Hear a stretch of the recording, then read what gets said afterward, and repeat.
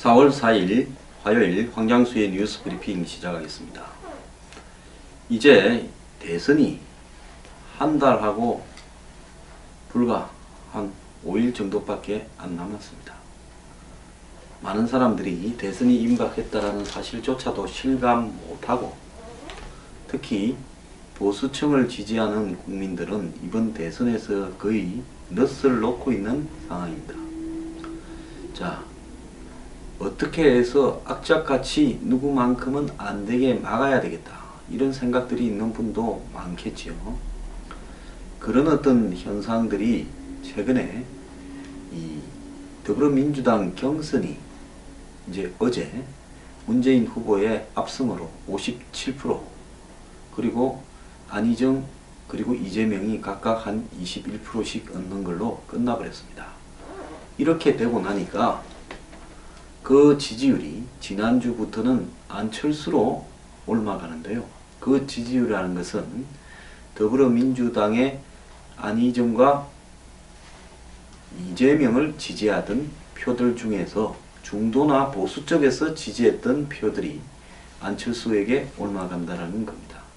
그래서 안철수 지지율이 올라가는 것이고, 이 과정에서는 안철수 의원이 후보가 굳건하게 버텼다, 그리고 연대나 이런 부분에서 언급하지 않고 안 한다고 자강론을 주장했다, 이런 부분이 주요했을 수도 있지만은 현실적으로 자유한국당 홍준표 후보나 바른정당의 유승민 후보가 승리할 가능성이 별로 없다라는 여론조사들이 이제 보수 진영의 지지자들 중에 상당수, 제가 볼 때는 뭐 한 60-70% 이상에게는 차라리 좀 더 이렇게 중도 후보들 중에 자신들이 선택해서 당선시킬 수 있는 후보를 밀자, 안보나 한미 동맹 이슈나 이런 어떤 외교 안보적인 이슈에서 우려스럽지 않은 사람을 밀어서 당선시켜보자 하는 그런 시각이 안철수 후보에게 몰렸다고 보고 있습니다. 자, 이런 와중에서 다자 대결에서는 문재인 후보가 현재 5정당의 후보들이 사실상 확정되어서 이 5명의 대결이 될 거다라고 지금 보이는데요. 나중에 언급하겠지만은 내일 김종인 전 민주당 대표가 출마 선언을 하기 때문에 5+알파가 되지 않겠나, 현재로서는 그렇게 봅니다. 어제 발표한 내일신문과 디오피니언 4월 정례 여론조사에서 5자 대결에서는 문재인이 33.7, 홍준표가 8.3, 안철수 27.3, 유승민 3.2, 심상정 3 이렇게 나왔고요. 그 다음에 여기서 4, 5등을 달리는 이 유승민 그리고 심상정이 빠진 3자 대결에서는 문재인 36.6, 홍준표 10.7, 안철수 32.7로 오차 범위 안에 들어갔고, 양자 대결에서는 문재인 36.4, 안철수 43.6으로 안철수가 7.2% 리드하고 있다, 이런 결과가 나왔습니다. 어제 오전부터 여의도 정가나 방송가에는 이런 내용들이 퍼지기 시작하면서 매우 충격적으로 이 사실을 받아들이는 사람들이 있었고요. 자, 이렇게 하면 결국은 이 안철수가 1대1 구도만 만들게 되면 승리할 가능성이 높지 않겠는가, 이런 식으로 해석되기도 했습니다. 그래서 지금 이런 여론조사 결과를 놓고 최근에 문 후보 진영의 세모으기, 또 아들 의혹이나 각종 제기되고 있는 주변 척근의 문제들, 이런 부분들이 국민들에게 상당히 실망감을 안겨줬다. 특히 더 나아가서 문 후보의 외교 안보 정책에 대한 우려가 높아졌다. 그러면서 상대적으로 이 우클릭 행보를 하면서 사드나 이 개성공단 등에 대해서 입장을 바꾼 안철수 후보에게 보수의 이 표들이 전략적 선택으로 가고 있는 것이다, 이런 이야기도 있습니다. 또 다른 한편에서는 이번 이 여론조사를 했던 디 오피니언이 기존의 여론조사에서 하는 임의로 이렇게 아무한테나 전화를 거는 이런 그 RDT 방식이 아닌 문자 메시지를 먼저 발송하고 이를 받은 응답자가 링크를 통해 설문조사에 응하는 모바일 활용 웹 조사를 60%를 반영했고 나머지 40%는 유선 전화 면접을 반영했다. 이래서 기존의 조사와 차이가 나온다라는 이야기를 하기도 합니다. 자, 그래서 이 한 달 전에도 이런 방식의 조사에서는 문재인 후보에 대한 지지율이 다른 조사보다도 10%가량 더 낮게 나오기도 한다. 이렇게 이야기를 했다는데요. 자, 모바일, 즉 스마트폰으로 문자를 보내서 이렇게 거기에서 이제 답을 한 사람에 의해서 이렇게 웹상으로 조사하는 방식은 일반적인 조사의 방식 중에 하나다. 하지만 참여 의사가 좀 높은 사람이 이렇게 더 의견이 높게 반영될 가능성은 있다라고 이야기를 하기도 합니다. 자, 그렇다면 과연 지금 현재 나타나는 이런 그 안철수 후보의 약진, 그 약진의 근거는 1대1로 단일화가 되었을 때 안철수 후보가 이길 가능성이 높아졌다라는 건데요. 여전히 지금 오자 대결을 했을 때 안철수와 문재인의 차이는 이 조사에는 6.4% 문재인이 이기고 있고 다른 조사에서는 한 10% 이상 이기는 걸로 나오고 있습니다. 자, 그런데 이렇게 1대1 구도가 성사될 거냐 하는 가능성에 대해서는 이 여론조사를 발표한 디오피니언은 60.9%가 양자 대결이 성사될 거다라고 이야기를 하고 있고, 그 다음에 안 후보가 제3지대를 다 묶어서 1대1 단독 후보로 나서는 것이 필요하다라는 부분에 47.2%, 불필요하다라는 것이 41%가 나왔습니다. 그러면서 실질적으로는 이렇게 강제적으로 각 후보들끼리 모여서 단일화를 갖다가 해나가는 방식, 즉 견이나 연정이나 또 임기 단축 등을 전제로 하고 거기에 안보를 갖다가 강화한다라는 부분으로 동의를 했어. 안보 동맹식 제가 항상 주장해 왔지 않습니까? 그런 식으로 연대를 전제해서 단일화한다. 즉 그렇다면 총리나 장관직을 나누고 나는 대통령 후보만 하겠다. 그리고 곧바로 개헌을 하고 임기 단축도 하겠다. 이런 부분의 형태의 이런 단일화보다는 이제 점점 유권자들이 대선일이 다가오면 다가올수록 당선 가능성이 없는 쪽에 대한 지지를 포기하면서 안철수 후보한테 문재인을 반대하는 표들이 저절로 쏠리는 이런 유권자에 의한 단일화 방식이 결국은 문재인 안철수 양강 구도를 만들 거다. 이렇게 이야기를 하는 사람들도 있습니다. 물론 우리 사회에서 문재인 후보에 대한 또 친노에 대한 거부감이 상당히 높은 계층이 많기 때문에 이들이 문재인만큼은 안 된다 그러면서 안철수를 찍을 가능성도 현실적으로 있을 수 있습니다. 자, 그리고 이제 뭐 과거에 반기문 진영이라든지 대선에서 탈락해가는 집단들, 또 더 나아가서 우리 사회에서 문재인에게 붙지 못하는 사회에 한마디로 지도층이라고, 상류층이라고, 여론행성층이라고 주장하는 그런 인물들이 안철수에게 쏠리는 경향도 나타날 수 있다고 보고 있습니다. 자, 그렇지만은 저는 이렇게 바라보고 있습니다. 안철수 후보가 명확한 어떤 안보에 대한 당내 입장을 정리하지 못한다면 저는 안 후보를 맹목적으로 지지해서도 안 된다고 저는 분명히 말씀을 드립니다. 지금 홍준표 자유한국당 후보와 바른정당의 유승민 후보는 근본적으로 문재인과 안철수는 같은 당 출신이다. 안보, 대북, 한미 동맹에서 지금 국민의당은 기본적으로 무엇이 더불어민주당과 다른가? 똑같은 뿌리이자 똑같은 이야기를 하는 사람들 아닌가? 안철수는 그 당의 후보 아닌가? 그리고 안철수와의 연대는 그런 관점에서 있을 수 없다. 즉 안철수 후보가 그런 부분에 대한 입장을 정리를 해야 된다 하는 이야기들을 하고 있습니다. 물론 본인들이 안철수 후보가 자강론 이야기하면서 무분별한 연대나 이런 부분에 대해서 부정적인 입장을 밝히고 있다 보니까 이 홍준표, 유승민 등은 단일화를 하자고 하면서 이것 주겠다 저것 주겠다 해도 할까 말까고 기분이 좀 썩 개운하지는 않은데 알아서 우리 내 밑에 기어들어 오라는 식으로 이야기하는 부분에 대한 불쾌감이 반영될 모양일 수도 있습니다.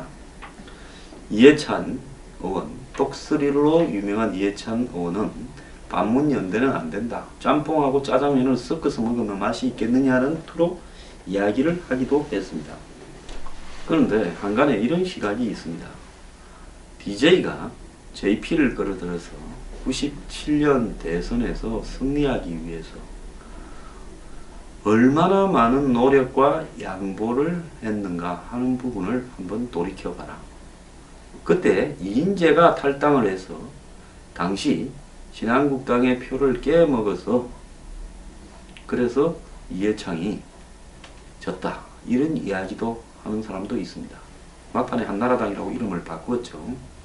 그런데 사실은 그런 관점에서 졌다라기보다는 DJ가 JP와 손을 잡지 않았더라면 충청권에서도 이기지 못했을 것이고, 그리고 DJ에 대한 거부감이 굉장히 높았기 때문에 뭐 그때 당시는 심지어 김대중은 빨갱이다 이렇게 생각하는 사람들도 많았습니다. 그렇기 때문에 김대중 후보가 그런 인식을 불식시키기 위해서 한국의 정치 세력 중에서 가장 보수적이었던 JP를 끌어들여서 DJP 연합을 발표할 때 DJ는 계약서를 아예 써줬습니다. 총리를 JP시키고, 그래서 몇 달 동안 정권이 출범하고 난 이후에 당시 한나라당 등의 반대로 JP가 정식으로 총리가 되지 못하고 총리 서리로 있었습니다. 자, 그것뿐만 아니라 장관 숫자 그리고 공기업 숫자까지도 반으로 나누어 주었습니다. 두 당의 지지율이나 의석 비례로 한다면 반을 떼줄 일은 아니었죠. 주변에서는 이렇게 무리까지 하면서 꼭 단일화를 해야 되느냐라고 DJ한테 이야기를 하니까 DJ는 대통령 후보직만 우리가 한다면 나머지는 다 양보를 하라. 이렇게 해서 물과 기름 같은 두 세력이 하나로 힘을 합치게 되는 결과가 되었고요. 결국은 이 DJ로서는 대통령이 될 수 있는 결정적인 어떤 길을 확보했고, JP로서는 어차피 본인이 되지 않을 건데 이 DJ에게 대통령 후보를 밀어줌으로써 본인은 권력의 반을 얻는 그런 형태를 이렇게 만들었습니다. 물론 한 2년 지나면서 깨어지기는 했습니다만은 어쨌거나 이 DJP 연합은 한국 정치에서 대선을 앞두고 적대적인 두 세력이 합쳐질 수 있는 가능성을 보였다, 이렇게 평가받을 수 있는데요. 지금 국민의당이나 안철수 의원은 국민들의 힘에 의해서 자연스럽게 1대1 구도가 될 거라고 주장하는 그 허울에 대해서 냉정하게 내다봐야 된다, 이런 비판도 있습니다. TK, PK 지역의 60대 이상의 그런 이 장년 노년층이 국민의당 안철수 후보에게 표를 찍도록 유도하기 위해서는 납득할 만한 명분이 분명히 필요하다, 이런 이야기들을 하고 있고요. 자, 홍준표 지사는 문재인, 안철수, 홍준표 이렇게 3자 대결로 나가면 자신이 아직도 승리할 수 있다고 온 사방에 자신이 있게 이야기를 하고 있다. 이런데도 서로가 승리를 자신하고 있는데 과연 이 단일화라는 부분이 공을 들여서 이 계약서를 쓰고 대통령 자리 다 이렇게 외에는 다 양보를 해도 될까 말까 하는데 현재 같은 상황에서 과연 될 수 있겠는가에 대한 의문도 가지고 있습니다. 그러면 저는 어떻게 생각을 합니까?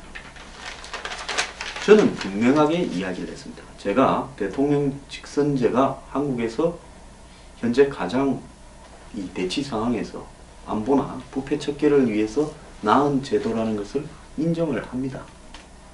자, 그런 어떤 제도가 대통령 한 명의 향후 어떤 선택에 따라서 안보를 완전히 해체해버리는 상황으로도 갈 우려가 있다라는 의문을 가지고 있고요.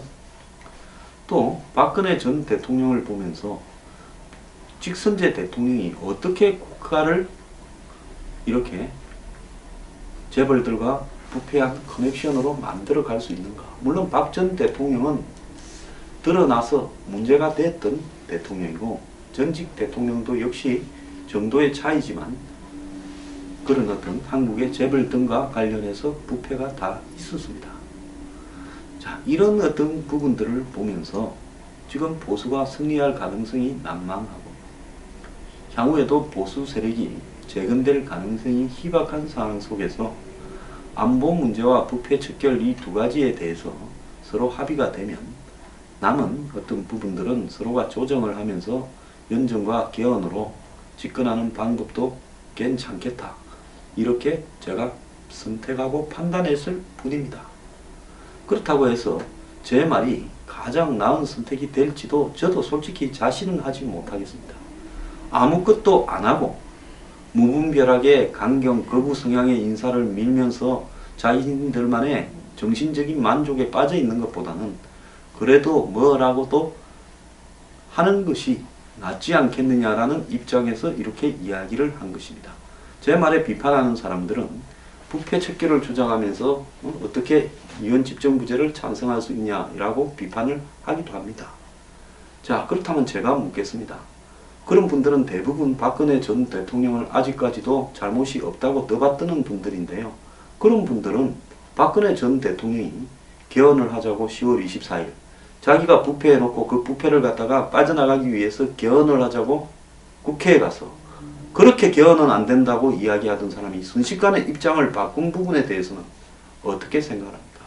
박근혜가 입장을 바꾸는 부분은 괜찮고 황장수가 입장을 바꾸는 부분은 문제가 됩니까?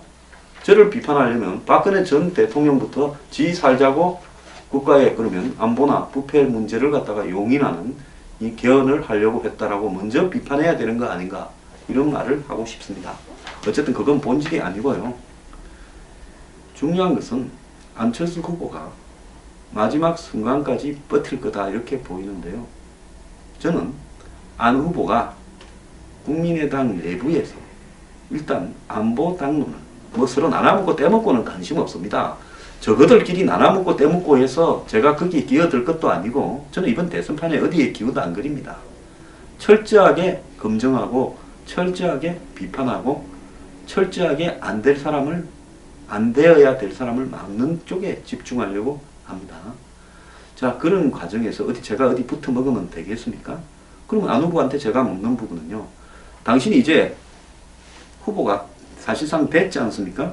그렇다면 국민의당 내부에 안보나 대북 문제, 한미 동맹 문제를 당신의 생각과 같이 당론으로 정리해 달라는 겁니다.